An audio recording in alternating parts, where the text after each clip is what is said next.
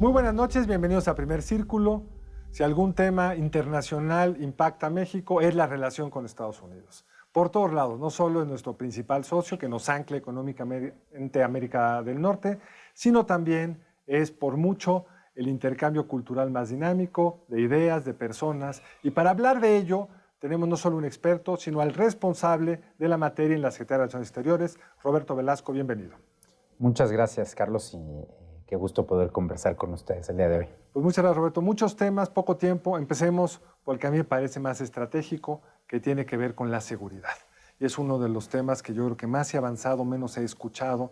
Cuéntanos por qué se está avanzando, aunque no se vea quizá con la misma, digamos, claridad que cuando tenemos la iniciativa Mérida. ¿Qué ha cambiado al respecto? Porque eso es una de las anclas que también deberíamos tener como país. No es un secreto que tuvimos momentos difíciles en esta administración en cuanto a nuestra cooperación con Estados Unidos en la materia. Llegó la administración del presidente Biden y tuvimos varias conversaciones al respecto.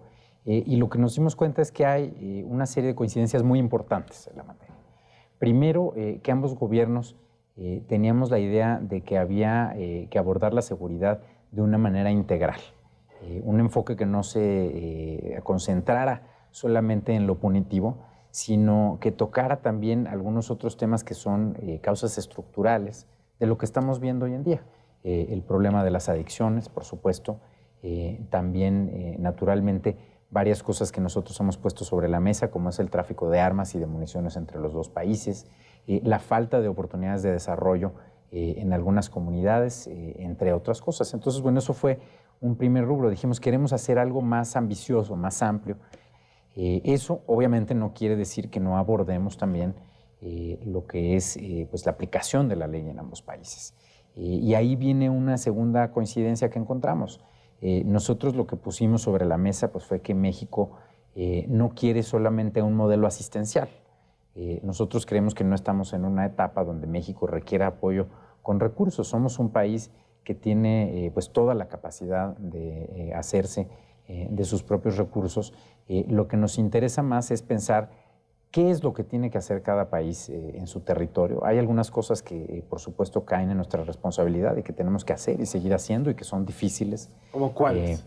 Pues por supuesto que atender lo que ha pasado en los últimos años con la violencia pues es el principal problema quizás que tiene México y la principal responsabilidad que tiene el gobierno de México. ¿Cómo atendemos ese flagelo de la sociedad mexicana? Entonces, eso pues obviamente que nos corresponde fundamentalmente a nosotros atenderlo, pero también creemos que Estados Unidos tiene que hacer varias cosas en su territorio. Por ejemplo, algo que hemos dicho, la presencia también de redes de distribución en territorio estadounidense, que obviamente pues son parte de toda esta cadena del crimen organizado. Lo que mencionaba de las armas, entre otras cosas. Y por último, ¿qué hacemos en conjunto? ¿Qué es lo que entre los dos países vamos a hacer en la frontera? ¿Qué vamos a hacer contra las redes del crimen organizado transnacional? Que incluso no necesariamente son cosas que únicamente estén pasando en el territorio de México o en el territorio de Estados Unidos, sino cosas que están pasando en terceros países o que involucran a terceros países donde creemos que tenemos que tener un enfoque conjunto. Entonces, esa fue otra gran coincidencia y con base en eso pues, nos pusimos a negociar este entendimiento bicentenario, que pues es el nuevo marco con el que estamos actuando. Por supuesto que estamos empezando a ver algunos resultados importantes, detenciones, decomisos, varias cosas que creemos que son éxitos en el corto plazo, pero pues vamos a seguir adelante con ello. Ahora, desde hace décadas hay digamos, un tema que molesta mucho en Estados Unidos, que ha sido tratado, digamos, desde la esposa del presidente Reagan. Nancy Reagan fue la primera que lo puso en la mesa y dijo, somos unos consumidores sin límite y tenemos que frenar el consumo. Y la modalidad ha sido de va y viene, ¿no? O sea, como que no, al final de cuentas no hay una política estatal, federal y de los estados. En algunos estados la hay, pero no es homogéneo, para tratar de, digamos, controlar y hacer conscientes a los jóvenes de los múltiples problemas que trae el consumo de drogas. En México, curiosamente, en los últimos años hay una campaña muy fuerte, que ojalá y tenga que rinda resultados. ¿Cómo sintieron ese tema? Porque si no disminuye el consumo... En un contexto muy complicado, que se ha legalizado la marihuana en muchos estados. Claro. incluso drogas más duras en Oregon. Es muy importante lo que dices, Carlos. La realidad es que en toda Norteamérica está cambiando la política de drogas. México también descriminalizó la posesión y el consumo de marihuana, por ejemplo, desde hace algunos años. En Canadá se legalizó por completo el mercado de marihuana y en Estados Unidos más de la mitad de sus estados están en ese proceso. Entonces, parte de lo que acordamos en el entendimiento bicentenario es que teníamos que tener una mirada más profunda a la política de drogas que estamos siguiendo. Una parte tiene que ver con las adicciones y cómo manejamos nuestros esfuerzos de salud pública, sobre todo frente a un reto muy particular que estamos viendo los dos gobiernos, que es el fentanilo. ¿Por qué vemos ese reto? Bueno, porque es una sustancia mucho más difícil de controlar, que tiene efectos altamente adictivos y que además, desafortunadamente, pues tiene un altísimo potencial para dañar de manera muy grave la salud de las personas o incluso llevar a la muerte a las personas. Entonces, pues estamos haciendo, digamos ahí, un énfasis de cómo podemos tener un mayor control, cómo podemos concientizar a la sociedad también de lo que esto realmente implica. Es un problema además que tuvo un origen legal, que empezó con una serie pues de problemas de adicción a opiáceos que fueron recetados por doctores. Entonces, bueno, hay todo un origen interesante que está documentado, pero ahora, pues, ¿qué hacemos para atender ese problema que nos está presentando un reto para dimensionarlo pues, de decenas, si no es que ya cientos de miles de muertes en Estados Unidos?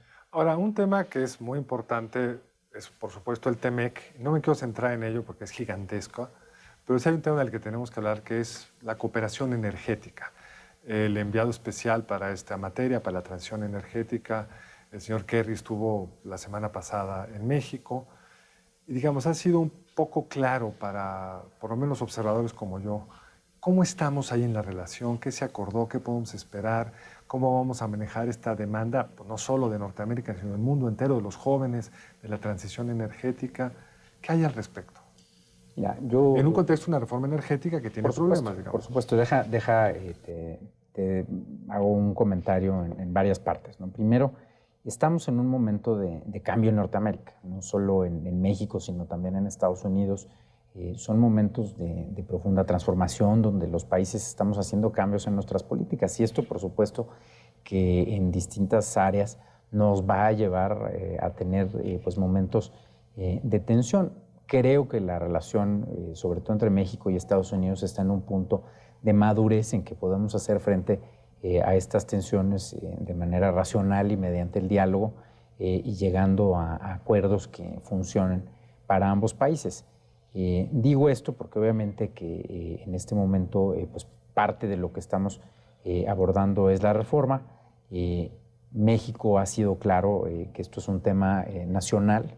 No podemos discutir nuestra legislación con otros países. Es normal en cualquier país que algo se aborde. Esto es una discusión que le toca a México y a los mexicanos, como a Estados Unidos le tocan también sus propias discusiones. Ahora, en materia de cambio climático, lo que le hemos venido planteando al señor Kerry, a la secretaria Granholm y a distintas autoridades de Estados Unidos es, bueno, creemos que hay distintas áreas en las que podemos encontrar puntos de convergencia partiendo de la base que ambos gobiernos sabemos que el cambio climático es una amenaza real y presente, que es algo importante de abordar para ambos países y que creemos naturalmente que es un área de cooperación potencial entre los tres países de Norteamérica muy importante. Entonces, desde la cumbre de líderes de América del Norte hasta esta última visita del señor Kerry, eso es parte de lo que hemos estado planteando. Por ejemplo, la semana pasada en proyectos en materia hidroeléctrica, algunos proyectos también en materia de energía solar, por ejemplo, pues fue parte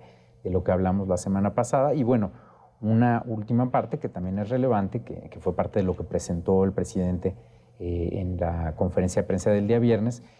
Hay también algunos problemas actuales entre empresas y el gobierno de México, las autoridades del gobierno de México, y estamos también buscando soluciones a esa gama de problemas que tiene que ver con muy distintas cosas, ¿no? Por ejemplo, como dijo el presidente, con el tema del contrabando de gasolina.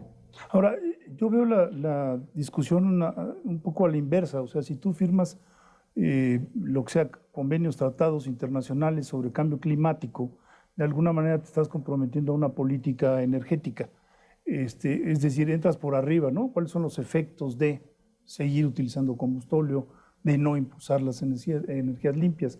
Entonces, aunque entiendo, digamos, la versión soberanista de que tratemos de nosotros producir nuestras propias normas, pues hay muchos ámbitos en los cuales esto ya no es así.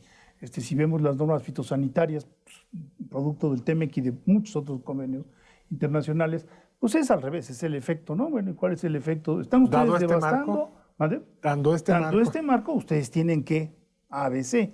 Y yo creo que ahí se ha generado una tensión realmente muy importante entre los dos países, porque pareciera que no estamos atendiendo por lo menos las 8 columnas y las notas de la semana pasada eran bastante discordantes, ¿no? Y no es la primera vez que ocurre bueno, es que nosotros vamos a dejar las cosas como queremos y la posición de Kerry pues no. Resulta que ustedes pertenecen a un tratado internacional trinacional y pertenecen a otros convenios internacionales que los obligan a tratar de... No, mira, tienes razón en una parte. Por supuesto que los tres países, en este caso Estados Unidos y México, somos parte de distintos tratados.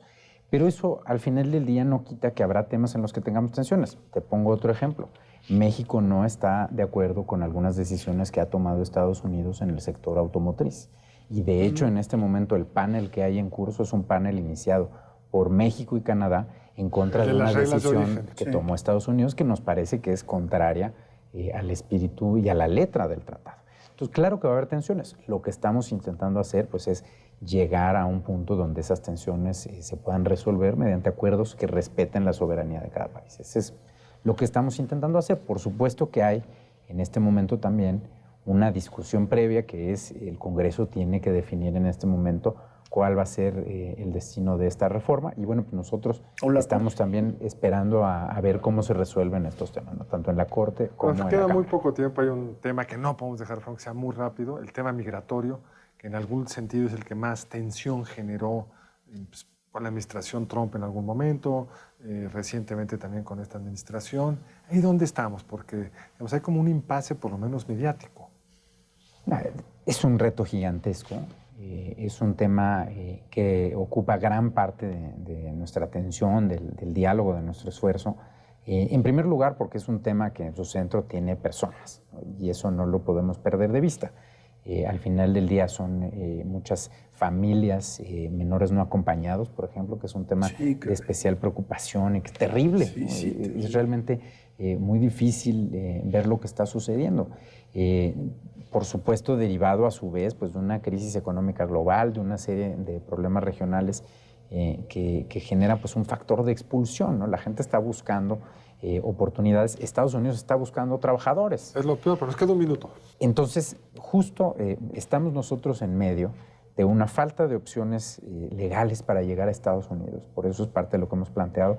Y también, pues muchos países que están atravesando por situaciones difíciles. Entonces, lo que le hemos planteado a Estados Unidos es tenemos que atender las causas que están provocando que esa gente quiera salir y también ojalá que a nivel de la cooperación entre México y Estados Unidos podamos también encontrar más vías legales, más vías regulares para que la gente pueda llegar de manera segura, ordenada y regular a Estados Unidos. Bueno, tenemos que despedir con esta nota. Muchísimas gracias, Roberto. Gracias a ustedes, Carlos, Federico. Nos vemos aquí la próxima noche, aquí en Primer Círculo. Hasta la próxima.